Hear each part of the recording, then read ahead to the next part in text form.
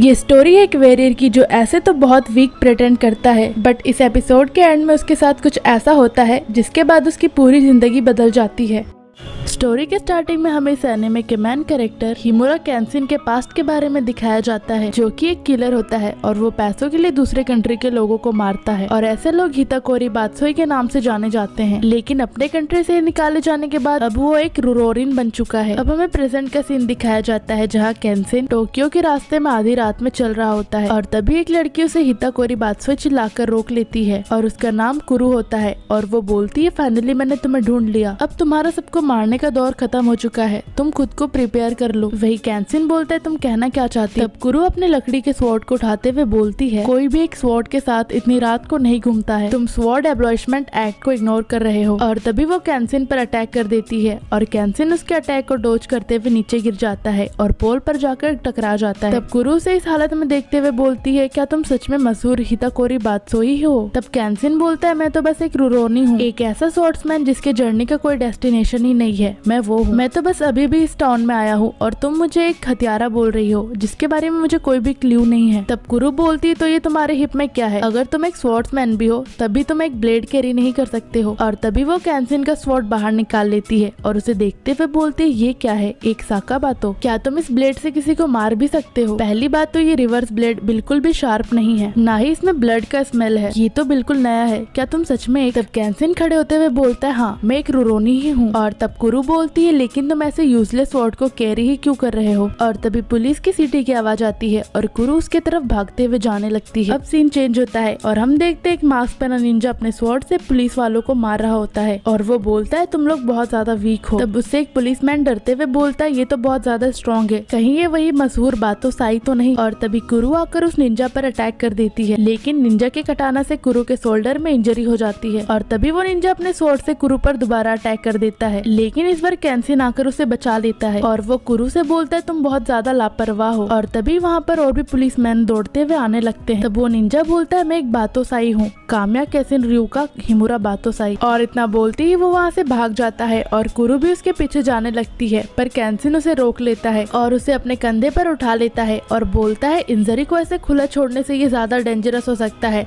साथ ही एक स्वॉर्ड्समैन के पीछे जाना भी। पर कुरु कैंसिन के कंधे से उतरने की कोशिश करती है और बोलती है कि काम्या काशिन रयू हमारा स्वॉर्ड स्टाइल है और वो हमारे नेम को यूज करके बीच बाजार में सबको मार रहा है, तुम मुझे नीचे उतारो, मैं इसी वक्त जाकर उसे पकड़ लूंगी। तब कैंसिन बोलता है, तुम इस वक्त उसे नहीं पकड़ पाओगी, पुलिस हमारी इन्वेस्टिगेशन करने लगेंगे और हमें उससे पहले यहाँ से भागना होगा। और वो कुरु को अपने कंधे में लेकर वहाँ से भाग जाता है। अब सीन चेंज होता है और हमें काम्या काशिन रयू क्लैन का सीन दिखाया जाता है और किंसिन वहाँ के मास्टर का नेम बोर्ड पर पढ़ता है, जो कि कुरु काम्या होती है, लेकिन स्टूडेंट का नेम बोर्ड की जगह खाली होती है। और वहीं कुरु के शोल्डर इंजरी को एक बुढ़ा आदमी पट्टी कर रहा होता है और तब कुरु बोलती है, हमारा शॉर्ट स्टाइल अब बहुत छोटा हो चुका है, लेकिन कभी हमारे पास भी 10,000 स्टूडेंट्स थे और हम लोग साथ में मिलकर बहुत मेहनत किया करते थे, लेकिन 2 महीनों पहले से वो आदमी हमारे नेम को यूज करके खुली बाजार में सबको मारने लगा है और अब देखो हमारा हाल क्या हो गया है। सारे स्टूडेंट्स यहाँ से बातोसाई के नाम से डर कर चले गए और अब कोई भी इस टाउन में हमारे प्रैक्टिस हॉल के पास भी नहीं आना चाहता है। पर वो आदमी हमारे काम्या काशिन रयू क्लैन के होने का नाटक क्यों कर रहा है? लेकिन मुझे उसके इस बैलेंस को जल्द से जल्द खत्म करना ही होगा। और तब कैंसिन बोलता है, लेकिन तुम्हारे लिए अच्छा यही होगा कि तुम आधी रात को अकेले ना घुमा करो, वो आदमी तुमसे बहुत ज्यादा स्ट्रॉन्ग है मिस कुरु। एक अच्छा स्वॉर्ड्समैन वही होता है जिसको अपने पावर का अंदाजा हो, तुम्हें साफ दिखाई देना चाहिए कि ऐसे तुम्हारा नेक्स्ट क्लैन भी खत्म हो जाएगा। किसी के क्लैन का स्वॉर्ड स्टाइल इतना भी इम्पोर्टेंट नहीं होता है कि तुम अपनी लाइफ के रिस्क में डालकर इसे प्रोटेक्ट करो। तब कुरु बोलती है, काम्या काशिन रयू वो स्वॉर्ड स्टाइल है जिसे मेरे फादर ने मेजी इरा में क्रिएट किया था। बाकुमात्सु इरा को सरवाइव करने के बाद उनका एम्बिशन बस यही था कि वो इस स्वॉर्ड को लाइफ दे जिसने उनको 10 सालों तक सब कुछ दिया है, लेकिन यहाँ तक कि उनको भी सिनान वार से बाहर निकाल दिया गया था और उन स्वॉर्डमैन के स्क्वाड से बाहर निकालने के बाद वो अपने आइडियल से बहुत दूर हो गए, जिसके कारण उन्होंने इस वर्ल्ड को भी छोड़ दिया और वो आदमी हितोकिरी बातोसाई बनकर हमारे काम्या काशिन रयू के नाम को यूज कर रहा है और अभी तक वो 10 लोगों को इंजर्ड भी कर चुका है। काम्या काशिन रयू मेरे फादर को विरासत में मिली स्वॉर्ड स्टाइल है जिसका आइडियल है एक स्वॉर्ड को लाइफ देना, लेकिन अब वो इंसान इस पर कलंक लगा रहा है। और तब कुरु केंसन पर चिल्लाते हुए बोलती, तुम तो बस एक रुरोनी हो, तुम तो मेरे फीलिंग को भी नहीं समझ सकते हो। और कुरु की आंखों में आंसू आ जाता है। तब केंसन वहाँ से जाने लगता है और मुस्कुराते हुए बोलता है, तुम्हें रात में अकेले नहीं निकलना चाहिए। तुम्हारे फादर का लास्ट विश यही होगा कि तुम खुद की लाइफ को किसी भी कॉस्ट पर प्रोटेक्ट करो। और फिर वहाँ से चला जाता है। वही कुरु के शोल्डर का मरहम पट्टी भी हो जाता है। तब वो बूढ़ा आदमी बोलता है, कुरु तुम्हें किसी ऐसे इंसान की तरह घुलना मिलना नहीं चाहिए। एक रुरोनी अपनी लाइफ में फेलियर के अलावा और कुछ भी नहीं होता है। तुम बहुत ज्यादा भोली हो। वही हम केंसन को देखते हैं जो कि आधी रात में रोड में चल रहा होता है। अब हमें कुछ दिन बाद का सीन दिखाया जाता है जहाँ पर कुरु उसी बूढ़े आदमी के साथ बाजार में आई होती है और वो उसी मार्केट में कुछ लोगों की भीड़ को देखकर बोलती है, क्या कोई पकड़ा गया है? फिर वो भीड़ के पास जाती है और वो देखती है कि केंसन को कुछ पुलिस वालों ने पकड़ लिया था। फिर वो उसके पास दौड़ते हुए जाती है और पुलिसमैन से पूछती है कि इस आदमी ने क्या किया है। तब पुलिसमैन केंसन को जमीन से उठाते हुए बोलता है, जैसे कि तुम देख सकती हो ये स्वॉर्ड एब्लिशमेंट एक्ट को डिसोबे कर रहा है। फिर वो कुरु से बोलता है, तुम तो उसी हिताकोरी बातोसाई के क्लैन से हो ना? फिर कुरु चिल्लाते हुए बोलती है कि तुम मुझ पर गलत आरोप लगा रहे हो। तब वो पुलिसमैन बोलता है, क्या तुम एक ऑफिसर के अगेंस्ट फाइट करना चाहती हो? और तभी उन दोनों के बीच एक छोटी सी नोकझोंक शुरू हो जाती है और वो बूढ़ा आदमी बीच में आकर उन्हें रोकते हुए पुलिसमैन से बोलता है कि आप इतना गुस्सा मत करें। फिर वो पुलिसमैन को कुछ पैसे देते हुए इस बात को यहीं पर खत्म करने के लिए कहता है और पुलिसमैन वहाँ से जाने लगते हैं। साथ ही बोलते हैं कि हम इस बूढ़े आदमी के लिए तुम्हें जाने दे रहे हैं, लेकिन नेक्स्ट बार हम तुम लोगों को नहीं छोड़ेंगे। फिर वे वहाँ से चले जाते हैं। फिर केंसन उस बूढ़े आदमी को उन लोगों से छुड़ाने के लिए थैंक यू बोलता है। तभी कुरु बोलती है, क्या तुम अभी तक इसी टाउन में हो? क्या तुम्हें यहाँ पर कुछ काम है? तब केंसन बोलता है, कुछ खास नहीं, लेकिन उस किलर के केस के बारे में क्या हुआ? तब कुरु बोलती है, हाँ मैंने उस अपराधी को ढूंढने की कोशिश की है। यहाँ के पास ही के टाउन में एक और स्वॉर्ड्समैनशिप प्रैक्टिस हॉल भी है और सच कहूँ तो आजकल वो जगह गैम्बलर्स और चोरों के लिए एक हैंगआउट का जगह बन गया है, क्योंकि कुछ महीनों पहले ही एक सामुराई स्वॉर्ड्समैन ने उस जगह को अपने कब्जे में ले लिया था। क्या ये सुनकर कुछ अजीब नहीं लगता कि हमारे यहाँ भी कुछ महीनों पहले से ही बीच सड़क में हत्याएं होना स्टार्ट हो गया? और तभी बूढ़ा आदमी बोलता है, मिस कुरु मुझे डिनर भी प्रिपेयर करना है, इसलिए अब मैं जा रहा हूँ। और इतना बोलते ही वो वहाँ से चला जाता है। तब केंसन उस बूढ़े आदमी को देखते हुए कुरु से पूछता है कि ये आदमी तुमसे कैसे रिलेटेड है? और कुरु बताती है कि ये एक लिव इन सर्वेंट की तरह है। मेरे फादर के डेथ के बाद ही ये हमारे प्रैक्टिस हॉल के सामने वाले सड़क में पड़े हुए मिले थे। उस समय मैंने इनका अच्छे से इलाज किया था। ये मेरे लिए बहुत ज्यादा चिंता करने लगते हैं और ये मुझसे कहते हैं कि मुझे प्रैक्टिस हॉल को बेचकर शांति से रहना चाहिए। फिर केंसन उस बूढ़े आदमी के बैकग्राउंड के बारे में पूछता है। तब कुरु बोलती है, मुझे नहीं पता क्योंकि मैंने कभी पूछा नहीं। तब केंसन बोलता है, तुम बहुत लापरवाह हो। फिर कुरु बोलती है, ऐसा क्या? लेकिन किसी के पास्ट से सरप्राइज नहीं होना चाहिए जिसे वे बताना नहीं चाहते हैं, और ऐसा सेम मैं तुम्हारे लिए भी कह सकती हूँ जिसके कारण तुम एक रिरोनी हो। तब केंसन बोलता है, तुमने सही कहा। फिर कुरु बोलती है, तुम्हारे पास तो कोई रुकने के लिए पैसे भी नहीं है, तो तुम हमारे प्लेस पर क्यों नहीं रुकते हो? तब केंसन बोलता है, अभी मुझे कुछ काम है तो मैं कभी और आऊंगा। और फिर वो वहाँ से चला जाता है। तभी कुरु से रोकते हुए बोलती है, उस दिन मेरी मदद करने के लिए मैं तुम्हें थैंक यू नहीं कह पाई थी और अब मैं तुम्हें बस रुरोनी बोल रही हूँ, मुझे इसके लिए माफ कर देना। तब केंसन बोलता है, कोई बात नहीं, और वो वहाँ से चला जाता है। रास्ते में चलते चलते वो कुरु के बताए पास के गाँव के ट्रेनिंग हॉल के बारे में सोचता है। अब हमें रात का सीन दिखाया जाता है जहाँ केंसन उसी ट्रेनिंग हॉल के गेट पर खड़ा होता है और वो गेट को खोलने के लिए आवाज लगाता है। तभी एक आदमी गुस्से से गेट खोलता है और बोलता है, शांत हो जाओ, तुम हो कौन? तब केंसन उसे वहाँ के मास्टर के बारे में पूछता है और वो आदमी बोलता है, इस वक्त मिस्टर हिरोमा इधर नहीं है, तुम किसी और टाइम आना। तब केंसन बोलता है, अच्छा उसका नाम हिरोमा है, साथ ही उसका नाम किलर बातोसाई भी है ना? ऐसा लगता है मिस कुरु को इस जगह के बारे में अच्छे से पता चल गया था। और तभी गेट पर और दो लोग भी आ जाते हैं और फिर पीछे से और भी बहुत सारे लोग आ जाते हैं और केंसन को चारों ओर से घेर लेते हैं। अब सीन चेंज होता है और हमें कुरु के ट्रेनिंग हॉल का सीन दिखाया जाता है जहाँ पर वो किताब पढ़ रही होती है। तभी उसके पास रखा गिलास अपने आप ही टूट जाता है। फिर वही बूढ़ा आदमी आकर पीछे से कुरु को आवाज लगाता है और कुरु थोड़ा डर जाती है और वो बोलती है, अच्छा आप हो, क्या मैटर है? तब वो बूढ़ा आदमी बोलता है, ये इस लैंड और स्टेट के बारे में है। तब कुरु बोलती है, मैंने आपसे पहले ही कहा है मेरा इस ट्रेनिंग हॉल को बंद करने का कोई भी प्लान नहीं है। और तभी वो बूढ़ा आदमी उस जगह को बेचने का पेपर निकालते हुए बोलता है, जैसे कि तुम देख सकती हो पेपर वर्क ऑलरेडी ही कंप्लीट हो चुका है। ये सुनकर कुरु शॉक हो जाती है और वहीं पर खड़ी हो जाती है। तब वो बूढ़ा आदमी बोलता है, बस तुम्हारे स्टैम्प की जरूरत है। फिर वो एक एविल सा फेस बनाते हुए बोलता है, उसके बाद ये लैंड और स्टेट हमारा हो जाएगा। और तभी वहाँ पर वही किलर बातोसाई आ जाता है और वो अपना मास्क हटा लेता है। तब बूढ़ा आदमी बोलता है, ये हिरोमा है, मेरा छोटा भाई। और तभी उसके और भी आदमी वहाँ आ जाते हैं। फिर कुरु अपना वुडन स्वॉर्ड उठा लेती है। तब बूढ़ा आदमी बोलता है, अगर तुम इस जगह को बेचोगी तो मेरा मोटो यही है कि तुम इसे लीगली करो, लेकिन अब तुमने मेरे छोटे भाई के रियल आइडेंटिटी को देख लिया है तो मैं ऐसा नहीं कह सकता हूँ। एक अच्छा आदमी बनकर तुम्हारे ट्रस्ट को गेन करना हमारे प्लान के अकॉर्डिंग था। तुम स्वॉर्डमैनशिप के लिए बहुत जिद्दी हो, इसलिए मेरे छोटे भाई को बीच बाजार में तुम्हारे ट्रेनिंग हॉल के नाम से लोगों को मारना पड़ा। साथ ही हितोकिरी बातोसाई का नाम को यूज करना हमारे लिए बहुत यूजफुल रहा और उसी के कारण हम लोग बस 2 महीनों में ही इतने आगे आ सके। फिर वो बूढ़ा आदमी मुस्कुराते हुए बोलता है इस लैंड का वैल्यू तो 5 से 6 गुना बढ़ जाएगा। तभी हिरोमा कुरु के पास आते हुए बोलता है मैंने अपने भाई से सुना कि तुम्हारा मिशन स्वॉर्ड को एक जिंदगी देना है। ये तो बहुत अच्छी बात है, लेकिन उससे पहले तुम खुद को क्यों नहीं बचाती हो। और तभी कुरु उस पर अपने वुडन स्वॉर्ड से अटैक कर देती है, जिसे वो अपने एक ही हाथ से रोक लेता है। तब हिरोमा बोलता है जैसा मैंने उम्मीद किया था, नींद में बात करने वाली एक छोटी सी लड़की का स्वॉर्ड मुझ पर काम नहीं करेगा। और तभी वो कुरु पर अटैक कर देता है, जिसके कारण कुरु को एक शॉक लग जाता है। फिर वो आदमी कुरु का कॉलर पकड़कर उसे उठाते हुए बोलता है वायलेंस और मर्डर के लिए जीना हमारे खून में है और यही स्वॉर्डमैनशिप का ट्रू नेचर है। और तभी वो बूढ़ा आदमी कुरु के अंगूठे को एक चाकू से काटकर उस जगह के पेपर पर कुरु के अंगूठे का निशान ले लेता है और बोलता है अब ये लैंड और स्टेट हमारा हुआ। फिर वो उस पेपर को देखते हुए बोलता है अब सो कॉल्ड काम्या काशिनरyu खत्म हो चुका है। और तभी उन्हीं का एक आदमी गेट पर आ जाता है और हिरोमा उसे देखकर बोलता है क्या मैटर है। वो आदमी बहुत डरा हुआ होता है और बोलता है ये बहुत स्ट्रॉन्ग है। फिर वो वहीं पर गिर जाता है और उसके पीछे हम कैंसिन को देखते हैं। साथ ही कैंसिन ने बाहर खड़े उन लोगों के आदमी को भी मार दिया होता है और वो बोलता है मुझे माफ कर देना, मैं लेट हो गया, मुझे अब तुम्हारी पूरी कहानी पता चल चुकी है। तब हिमुरा बोलता है क्या तुम इसी लड़की के तरह स्वॉर्ड को नई जिंदगी देने के लिए बकवास करते हो। तब कैंसिन बोलता है नहीं, स्वॉर्ड एक वेपन होता है और स्वॉर्डमैनशिप का मतलब मर्डर। चाहे तुम इसका कुछ भी मतलब निकालो, लेकिन इसकी सच्चाई यही है। और मिस कुरु इसके बारे में बस एक अच्छा झूठ बोलती है और ऐसी बातें वही बोलते हैं जिन्होंने अपने हाथों में कभी ब्लड नहीं देखा है। फिर वो स्माइल करते हुए बोलता है लेकिन मैं इस घटिया से ट्रूथ के जगह मिस कुरु के अच्छे झूठ को प्रेफर करता हूँ और मैं यही विश करता हूँ कि इनका ये झूठ इस दुनिया का सच्चाई बन जाए। तभी हिमुरा उस बूढ़े आदमी से बोलता है ब्रदर अगर मैं इस लड़के को मार दूं तो तुम्हें कोई दिक्कत तो नहीं होगी ना। और बूढ़ा आदमी बोलता है तुम इसे टॉर्चर करके मार सकते हो। और तभी वो अपने आदमियों को कैंसिन पर अटैक करने के लिए बोल देता है। तब कुरु चिल्लाते हुए बोलती है रुरोनी तुम यहाँ से भाग जाओ। वही कैंसिन बोलता है मैं इंजर्ड लोगों के नंबर को बढ़ाना नहीं चाहता हूँ, अगर तुम लोग किसी डॉक्टर से नहीं मिलना चाहते हो तो जल्दी करो और संभल जाओ। पर तभी वो लोग कैंसिन पर अटैक कर देते हैं और बोलते हैं कोई भी यहाँ पर इंजर्ड नहीं होगा और जो यहाँ पर बुरी तरह से इंजर्ड होगा वो तुम्हारी किस्मत में है। और तभी कैंसिन उन लोगों पर अपने स्वॉर्ड से अटैक कर देता है, जिससे वो लोग बच नहीं पाते हैं। और वो बूढ़ा आदमी उसे ऐसा करते देख बहुत ज्यादा शॉक हो जाता है और बोलता है ये तो इम्पॉसिबल है, सिर्फ एक ही स्विंग में ये तो 4 लोगों को गिरा दे रहा है, यहाँ तक कि 5 भी, क्या इसने कोई जादू टोना किया है। तब कुरु कैंसिन को ऐसा करते देख मनी मन बोलती है ये कोई जादू टोना नहीं है, ये तो स्पीड है। वही कैंसिन के स्वॉर्ड टेक्निक और स्पीड को देखकर हिमुरा का भी डर से पसीना छूट रहा होता है और उसके स्पीड को देखते हुए बोलता है ये तो हर टाइप के स्पीड को यूज कर रहा है, जिसके कारण ये बस थोड़े से ही मूवमेंट में बहुत सारे ओपोनेंट को गिरा दे रहा है। और देखते देखते एक के बाद एक कैंसिन सारे लोगों को मार गिराता है। फिर वो बोलता है मैं तो एक चीज भूल ही गया कि हितोकोरी बातोसाई का स्वॉर्ड काम्या काशिनरyu का नहीं है, ये एक एंशिएंट स्वॉर्ड आर्ट है जिसका रूट सेंगोकू इरा है और इस स्वॉर्ड स्टाइल का नाम हितेन मित्सुरुगी रयू है। अगर मेरे पास ऐसा स्वॉर्ड नहीं होता तो ये और भी डेंजर हो सकता था, ये गॉड के स्पीड का मर्डरस स्वॉर्ड है। ये सुनकर कुरु बहुत ज्यादा शॉक हो जाती है और बोलती है नहीं, इसका मतलब तुम ही हितोकोरी बातोसाई हो। और तभी हिमुरा कुरु को नीचे फेंक देता है और बोलता है ये तो बहुत इंटरेस्टिंग है। फिर वो अपने स्वॉर्ड को निकालते हुए बोलता है मैं लास्ट समय तुमसे मिला था तो मैंने नहीं सोचा था कि तुम इतना ज्यादा स्ट्रॉन्ग हो। कैंसिन बोलता है तुम्हारी तरह मुझे वायलेंट होना पसंद नहीं है, लेकिन अब मुझे ऐसा लगता है कि मुझे उस समय तुम्हें खत्म कर देना चाहिए था। तब हिमुरा बोलता है तुम बहुत ज्यादा कॉन्फिडेंट हो, लेकिन इस वर्ल्ड को 2 बातोसाई की जरूरत नहीं है। और फिर वो कैंसिन पर अटैक कर देता है, जिसे कैंसिन बड़े ही आसानी से डोज करते हुए ऊपर से उसके ऊपर एक पावरफुल अटैक कर देता है। तब कैंसिन बोलता है मुझे बातोसाई के नाम से ना ही कोई पछतावा है और ना ही कोई अटैचमेंट, लेकिन फिर भी मैं इस नाम को तुम्हारे जैसे किसी को हैंडओवर नहीं कर सकता हूँ। फिर वो उस बूढ़े आदमी के ऊपर अपने स्वॉर्ड को पॉइंट करते हुए बोलता है तुम इस सबके पीछे मास्टरमाइंड हो, इसलिए तुम इतने आसानी से नहीं जाने वाले हो। और वो बूढ़ा आदमी बस उसके डर से ही वहाँ पर बेहोश हो जाता है। फिर कैंसिन उसे उस जगह के पेपर को लेकर फाड़ देता है। फिर वो पेपर के टुकड़ों को नीचे फेंकते हुए कुरु से बोलता है मुझे माफ कर देना, मेरा नाम छुपाकर मुझे तुम्हें फूल बनाने का कोई इंटेंशन नहीं था, लेकिन मैं चाहकर भी तुम्हें इसके बारे में नहीं बता सकता था। और फिर वो वहाँ से जाने लगता है, पर तभी कुरु से रोक लेती है और बोलती है कि तुम मुझसे उम्मीद करते हो कि मैं अकेले ही अपने स्वॉर्ड स्टाइल को वापस लाऊं और इसे फिर से चलाऊं, पर तुम भी तो मेरी कुछ हेल्प कर सकते हो। तब कैंसिन बोलता है मैं ये नहीं कर सकता हूँ, यही तुम्हारा वक्त है कि तुम अपने नाम से बातोसाई के नाम को साफ करो। तब कुरु बोलती है मैं ये नहीं कह रही हूँ कि मैं बातोसाई को मेरे साथ रुकने के लिए बोल रही हूँ, मैं तुम्हें एक रुरोनी को यहाँ रहने देना चाहती हूँ। और तभी वो निराश होते हुए बोलती है ठीक है, अगर तुम जाना ही चाहते हो तो तुम जा सकते हो, पर जाते जाते अपना असली नाम तो बता के जा सकते हो। बातोसाई तो तुम्हारा पुराना नाम है ना, लेकिन तुम अपना रियल नेम नहीं बताना चाहते तो कोई बात नहीं। और उसे लगता है कि वो वहाँ से जा चुका है, लेकिन तभी कैंसिन दरवाजे को बंद करते हुए बोलता है मेरा नाम कैंसिन हिमुरा है, करंट में मेरा नाम यही है,